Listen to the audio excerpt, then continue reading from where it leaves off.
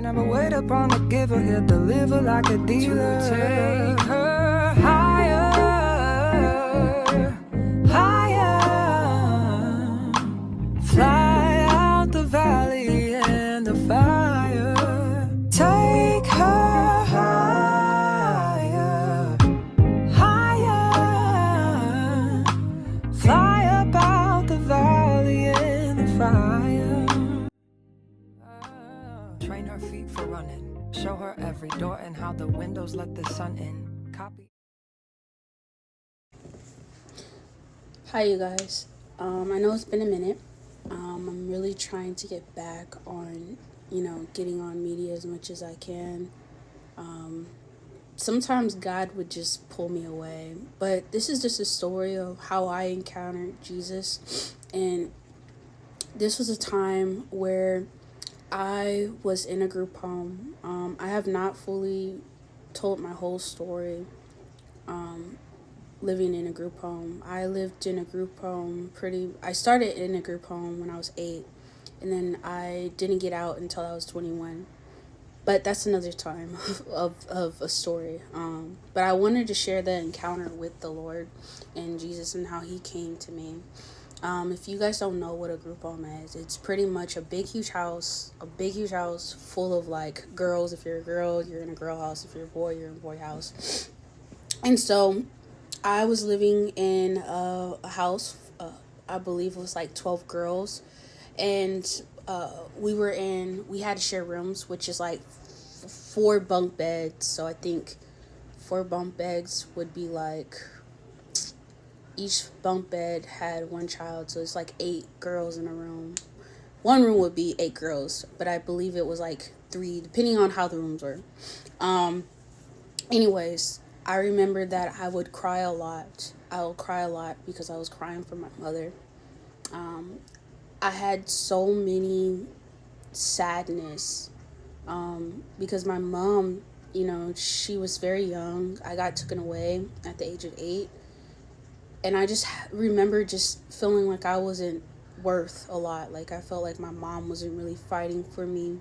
I felt that I was like really alone and no one to have. And I just remember those times where she would cancel the visits and I would be super excited to go by the window and waiting for, by then they call it like contracts, like, people that come and they pick you to your visit and then take you to go visit your parents and then they'll bring you back.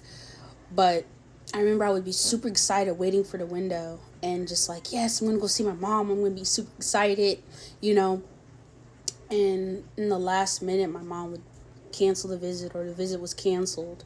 And I remember I had tantrums about that because I was just like, I was so super excited and I got my hopes up. And so I would throw fits. Fits. And I would cry all night.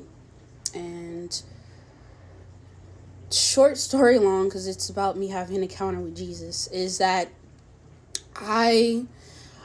one night I was crying. I usually cried myself to sleep. And I just remember feeling so alone, so tired, so didn't want to be. Like, imagine an 8-year-old just already didn't want to be on this earth. She felt like she was in love. She felt like there was no one there for her and that she just felt so alone. That night, I just remember the night before we were going to bed, we like girls were talking about like, oh, we talk about our dreams and stuff, like, oh, if you fall, you're gonna die in your sleep. Just keep that in mind. It's a big part. I probably have to do part 2, maybe 3, I don't know, but I just want you guys to keep that in mind. So as I go to bed, I get ready, I go to bed, I was crying, pretty much crying myself to sleep. And then finally I went to sleep. And as I slept, I felt my body literally leaving out of, like, my spirit was leaving out of my body. And I felt myself lifting out of my body. And as I was lifting out of my body, I kind of seen myself literally, like, my body was laying there, but I saw my spirit like leaving. And it was like I was in and out of my spirit and me watching myself leave out of my body. Spiritual, right? And so as I was leaving out of my body, I went back into looking at myself going like up this ceiling, but I didn't see myself leaving. It was like a portal, like a bright light that was coming in. It was like I'm trying to explain it as best as I can, y'all. It was like a light that was portaling inside, like up there, and I saw a light. And this light, it was like a supernatural light. It wasn't just a regular like light, and it was a supernatural. And I saw a hand pretty much comes up to me like this, and it was saying that, "Don't be afraid, for I am your father." And for some reason I felt like I was connected to this spirit, like this person. So I grabbed the hand, and there was like going into this light, it was like it was it was so beautiful. It was like big, like he kind of pulled me in. And as I was walking, it was like I was walking in the times of my life, you know. It was like, and I knew it was Jesus. And as I was walking, I heard a voice talking to me, but I was like there, if that makes sense. Like I heard a voice talking to me, walking with me, but talking with me at the same time. His presence was there, and he was talking to me.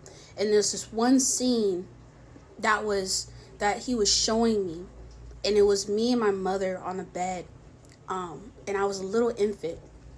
And every time I talk about this story, I just love this story because God was there. And as I saw myself smiling, having fun with my mom, and I have the picture too. Every time I see that picture, I just cry. But it's like it was me, and as a baby, and I like kind of felt my spirit inside that baby.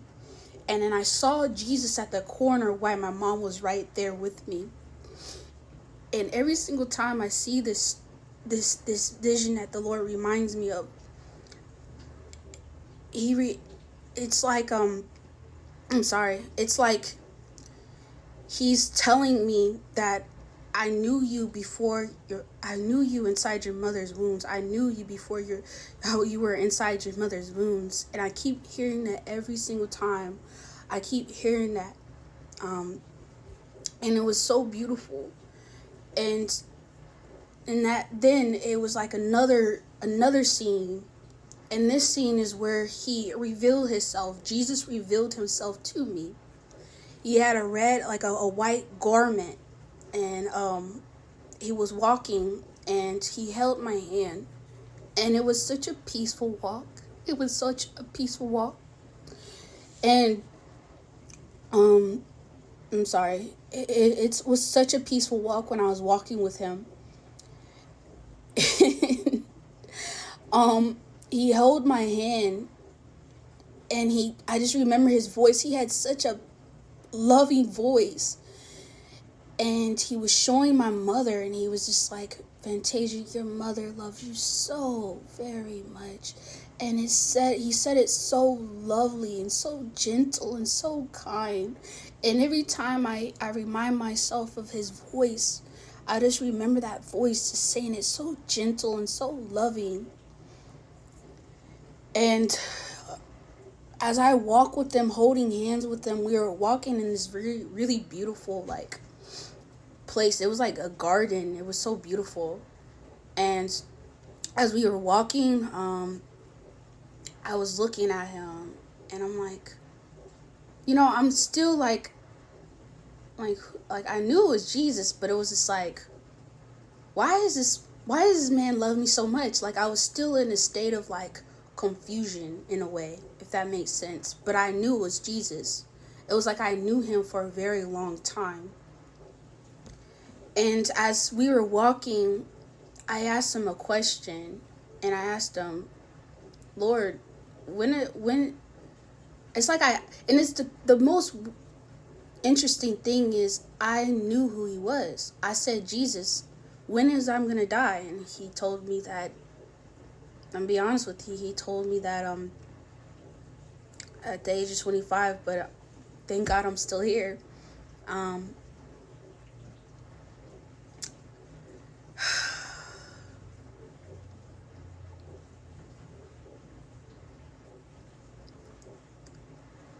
I just know that Jesus is real. I just know that he's real. I had an encounter with him with a very young age. And just having that encounter with him was very special. And the one thing in that conversation that I have with him, that when I pulled my hand away, he still took my hand. And he tells me that